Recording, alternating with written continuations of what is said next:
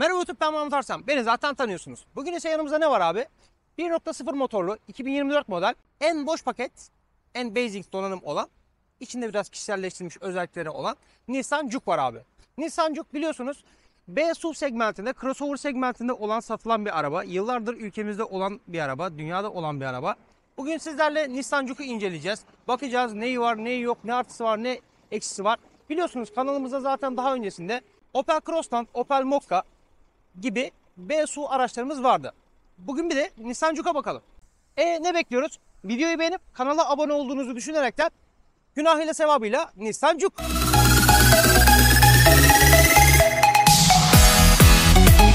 Nissan Juke'un dış tasarımına şöyle dışarıdan baktığımızda bugünkü aracımız gri renkli bir araç. Biraz önce de girişte söylediğim gibi ne var abi bugünkü aracımız? En boş paket. Tekna donanıma sahip olan araç. Gördüğün gibi neleri görüyorsun? Hemen alt tarafında sis farlarını görüyorsun. Ortada neyimiz var abi? Tabii ki de farlarımız var. Çok değişik tarzda yapmışlar. Üçgen formunda güzel olmuş. Ben beğendim. Ortasında da optiği var zaten. Onun üstünde neyimiz var abi? Tam şurada. Gündüz ledlerimizi görüyorsun. Aynı zamanda sinyal olarak da kullanılıyor. Bilgin olsun. Aracın şöyle ortasına doğru geldiğimizde ise kocaman bir arma görüyoruz. Havalandırma menfezinin etrafını saran V formunda neyimiz var? Hem bir nikelajımız var. Hem de piyano bilek kaplamamız mevcut. Alt tarafa doğru indiğimizde gördüğün gibi ne var abi? Sis farlarımız mevcut. Aracın bütün farları beyaz yanıyor. Benim acayip derecede hoşuma gitti. Bu araç en boş paket araç. Bilginiz olsun arkadaşlar. Ortasında da kocaman Nissan logomuz var. Bunu söylemeyi unutmuşum. Altında plakamız var. Geçen videoda söylemeyi unutmuşum. Bak burada neyi görüyorsun? Çeki demiri kapağımızı görüyorsun abi. Bak kaput da böyle biraz V formunda yapmışlar. Kaput da değişik olmuş. Benim hoşuma gitti. Gitmedi değil. Aracın şöyle tavanına baktığın zaman aynı Egea'da olduğu gibi böyle kambur geliyor tavanı. Yani böyle biraz ortası oyulmuş gibi. Değişik bir form. Güzel mi kötü mü artık sen yorumlara yazarsın bunu.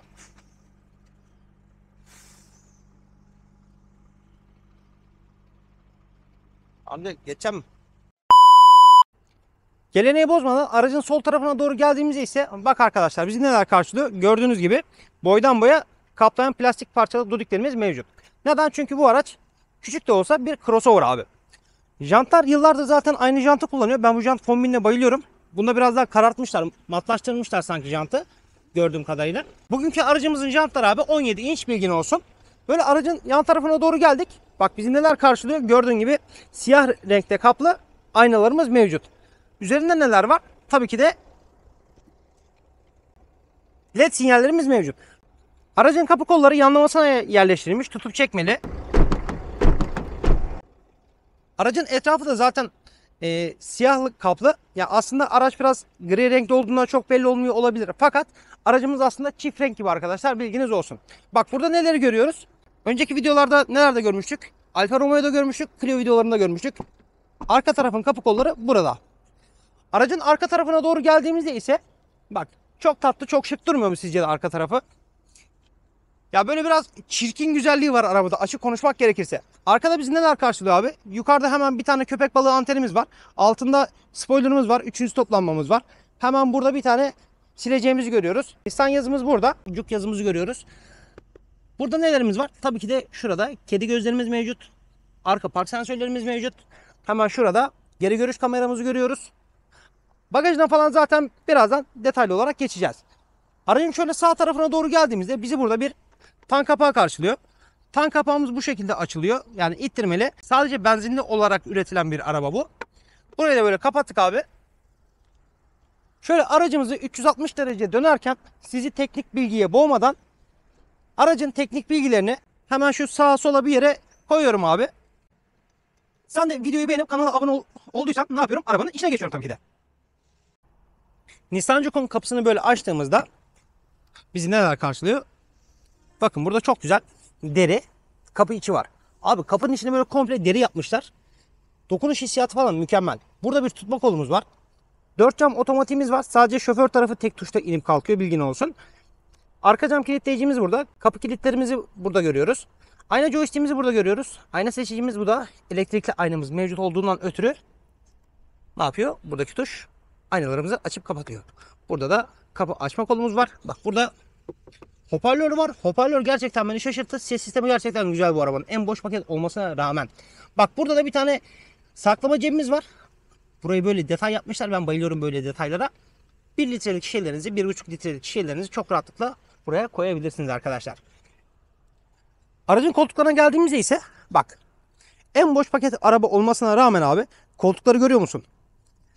Böyle biraz spor formda yapmışlar. Çok tatlı durmuş. Biraz karizmatik tutmuş bu arabayı. Koltuklarımız gayet yumuşacık, güzel.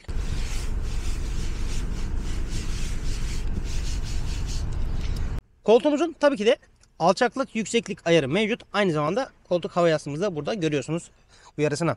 Şöyle aracın içine doğru oturduk. Kapımızı kapattık abi.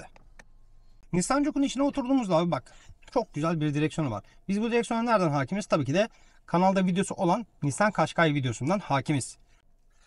Abi direksiyonumuzun tabii ki de olmazsa olmazı alçaklık, yükseklik ve derinlik ayarımız mevcut. Bilgin olsun. Direksiyonumuzda neler var? Bak burada gördüğün gibi pedal shiftlerimizi görüyorsun. Başka neyimiz var? Ses açma kapama tuşumuz var. Yol bilgisayarını buradan ayarlıyorsun. Tabii biraz alışmak gerekiyor. Açık konuşmak gerekirse. Parçayı ileri geri al tuşu. Burada işte listeyi görüntüle. Kornamız şöyle. Kornamız bu şekilde. Burada hız sabitleyici ayarlarımızı görüyoruz. Sabitleyici ve sınırlandırıcı bu arada, bilgin olsun. Sesli komut özelliği. Telefonu kapat. Geleneği bozduk bu defa, soldan başlamadık ama şöyle soldan devam edecek olursak da burada otomatik far özelliğimiz var. Sinyallerimiz, arka ön sis farlarımız mevcut. Bak burada neyi görüyorsun? Far alçaklık yükseklik ayarı, start stop iptali. Burada da gösterge aydınlatma ayarı.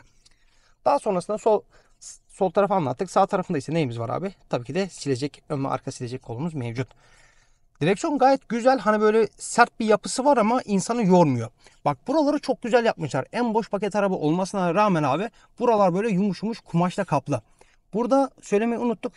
Eski yani Mercedes'lere benzeyen bir havalandırma menfezi var. Yuvarlak yapmışlar. Bu havalandırma menfezi de böyle çevirerek açılıp kapanıyor. Bilginiz olsun. Başka buradan devam edecek olursak bak buralar böyle yumuş yumuş demiştik abi. İlerisi de çok yumuşak böyle bak. Sert değil buralarda. Buralarda yumuşacık. Yukarıdan devam edecek olursak burada neyimiz var? Bir tane ruhsat saklama yerimiz var.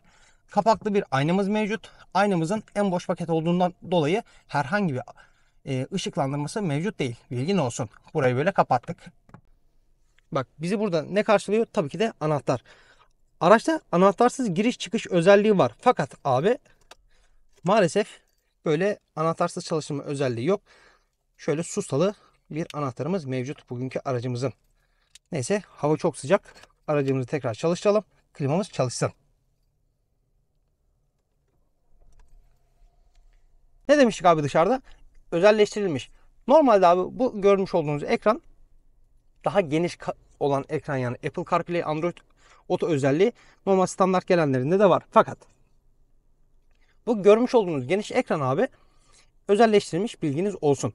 Neyimiz var? Biraz önce de söylediğimiz gibi Apple CarPlay, Android Auto özelliğimiz mevcut.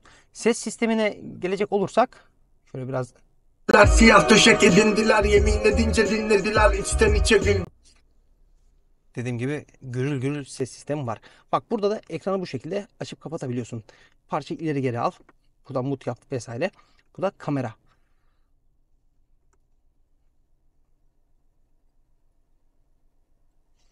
Gördüğün gibi kamera. Bu arada aracın şöyle bir artık artı mı diyeyim eksi mi diyeyim abi, ona siz karar verin. Arka tarafı acayip derecede çok büyük gösteriyor araba. Yani buradaki ekran. Benden size tavsiye, buraya aldanmayın abi geri geri gelirken. Özellikle sakat yollardaysanız kesinlikle aynalarınızı kontrol edin. Her neyse, ekranın altına gelecek olursak burada iki tane havalandırma menfezimiz var. Burada bir tane dörtlü flaşörümüz var. Bak burada neyi görüyoruz? Havalandırma kumandaları manuel abi. Çevirmeli. Yani beğenirsin beğenmezsin sana kalmış. Burada ise benim en çok hoşuma giden özellik, özellikle son zamanlardaki çıkan arabalara kıyasla ne var abi? Hem yeni nesil USB var hem eski nesil USB var. Benim gibi mesela fakir işi bir telefon kullanıyorsanız bu USB'ler sizi tatmin etmiyor, işinize yaramıyor. Ama bu USB her zaman işinize yarıyor. Burada ise neyimiz var abi? Bir tane 12 volt soketimiz var. Burayı böyle kapattık. Bak burada da telefon saklama alanı var. Bu da gayet güzel. Biraz daha aşağı tarafa doğru gelecek olursak 7 ileri şanzımanımızı görüyorsunuz burada. CVT şanzıman, sürekli değişken. Burada dolu paketlerinde grip kontrolü bunda yok. Yani modları seçebiliyorsunuz. İki tane bardak saklama cebimiz var. 2 tane şişe koyma cebimiz var burada. Neyimiz var? En boş paket arabada elektrikli el frenimiz var. Aynı zamanda auto hold özelliği mevcut abi. Bak burada bir tane kol dayaması var. Bu kol dayamanın böyle ileri geri özelliği yok. Alçaklık yükseklik ayarı da yok. Sadece böyle açıyorsun kapatıyorsun o kadar. Çok derinde değil, idare eder. Son olarak şöyle aracın sağ tarafına doğru geldik. Bak ne görüyorsun? Kocaman devasa bir torpidosu var. Torpidoda benim en çok hoşuma giden özellik detaylardan bir tanesi. Şöyle nasıl göstereyim size, bak tam şurada böyle eşya saklama alanları var. Nedir abi? İşte kaleminizi koyabilirsiniz, bozuk paralarınızı koyabilirsiniz. Bu özelliklerin hastasıyız abi. Arka tarafa geçmeden önce aynamız en boş paket olduğundan dolayı herhangi bir karartma özelliği yok. Bilgin olsun. Burada neyimiz var? Yolcu airbag uyarımız mevcut. Işıklandırmalarımız tuşlu. Böyle basarak böyle siyah beyaz bir ton yaratmaya çalışmışlar. Şöyle lens aldık. Umarım daha iyi görüyorsunuzdur. Sayın takipçilerim. Burada böyle siyah beyaz ton yaratmaya çalışmışlar abi. Hani sırıtmış mı tartışılır. Güzel durmuş mu? Ya, hoş da durmuş, kötü de durmamış. Bu şekilde basmalı. Burada SOS tuşumuz var abi. Bilgin olsun. Bak bu şekilde açılıyor. Buraya basıyorsun, konuşuyor.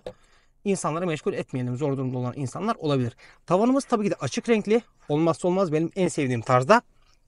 Emniyet kemerlerimiz ise abi alçaklık yükseklik ayarı mevcut. Emniyet kemerlerimizin bilgin olsun. Bak böyle çekiyorsun. Böyle aşağı yukarı yapabiliyorsun bunu. Ön tarafta anlatacak başka bir şey kalmadığına göre ne yapıyoruz abi? Videoyu beğenip kanala abone olduğunu düşünerekten ben de aracın arka tarafına geçiyorum. Nissan Juke'un arka kısmına doğru geldiğimizde ise abi kapımızı buradan açtık böyle. Bak şu detaya bayılıyorum ya. Çok güzel düşünülmüş, yapılmış. Hani ufacık bir şey ama çok tatlı gösteriyor arabayı. Burayı böyle açtık abi. Kapı da hani böyle biraz dar gibi gözükse de aslında geniş açılan bir kapısı mevcut. Şöyle arabanın içine doğru geldik. Bak burada gördüğün gibi buraları böyle biraz daha, her videoda söylüyorum, mühendisler arka tarafa çalışmıyor abi. Buralar boş. Kapı açma kapama kolumuz burada. 4 cam otomatiğimiz var demiştim. Camımızı açma kapama tuşumuz. Tutamacımız burada. Burada ufak da olsa bir saklama alanımız var abi. Bak görüyorsun. Buraya şişeni koyabilirsin. Şu şekilde gösterecek olursak. Bak şişemizi bu şekilde koyabiliyoruz. Hoparlörümüz gayet güzel, hoş burada. Buraya da bir tane yeni nesil, bir tane eski nesil USB koymuşlar.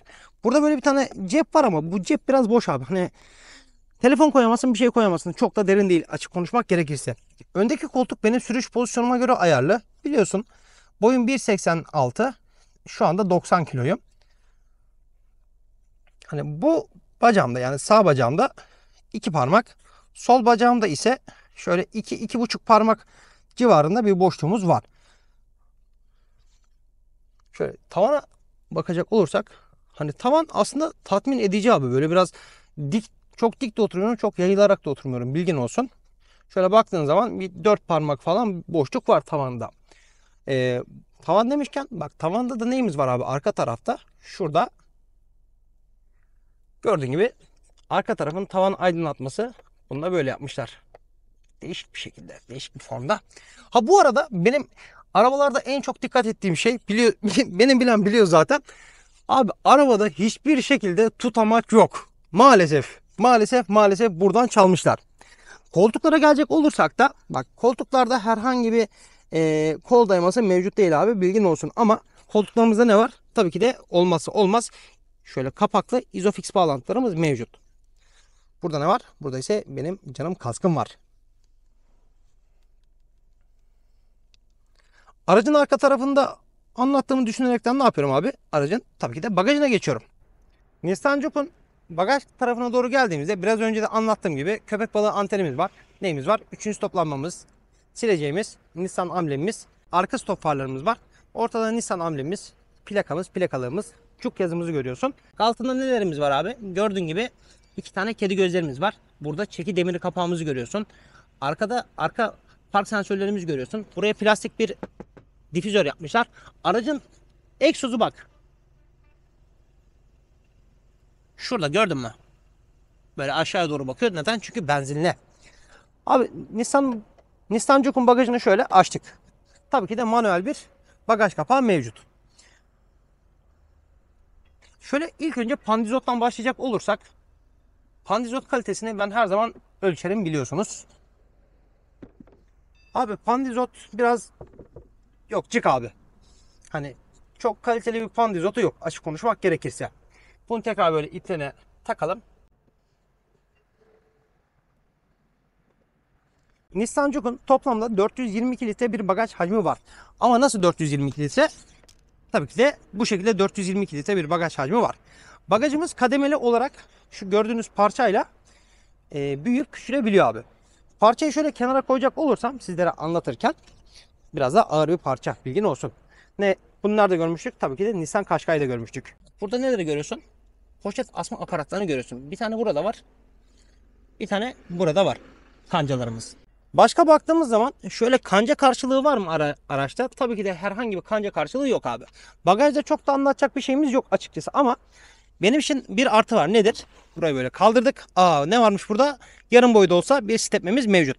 Abi stepme olayına kanalı sıkı takipçileri iyi bilir. Ben stepme konusunda biraz kılımdır. Stepme olmazsa olmaz abi benim için. Öyle lastik tamir seti falan filan ben uğraşamam. Buraya da böyle şunu böyle koyalım buraya.